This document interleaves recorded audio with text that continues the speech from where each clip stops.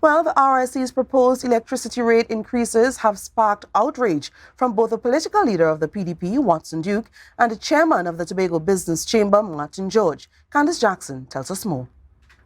I think it is vexatious, it is worrisome, and it betrays the public trust. Political leader of the PDP, Watson Duke, is in disagreement with the RIC's 15 to 64% proposed electricity rate increases for residential customers. With a 4% increase and an increase of $3 in the minimum wage and job being scarce in our country, where would people get this to pay?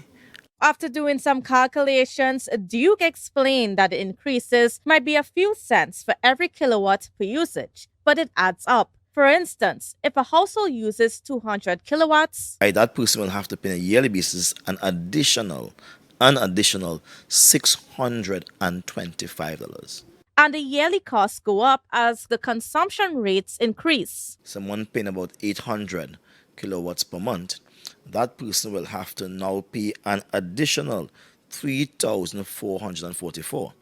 The proposed increase will not just impact households. It would also affect the expenses related to street lighting and government buildings. According to Duke, this could potentially lead to an upsurge in crime. The government will say, we can't run more street lights because it's too costly now. The bill has gone up. As you know, a lot of state agencies owe Stantec money and they're not paying. They will say, well, now we have to cut back on taking lights off in the buildings at night. Meanwhile, the chairman of the Tobago Business Chamber, Martin George, strongly criticized the RIC's recommendations, characterizing them as a significant setback for citizens. The inanity of it all is that you are now saying that those who are already paying a higher bill, you are increasing them at a higher rate. Does that ever make any sense? Does that fall in anywhere to logic or reasoning?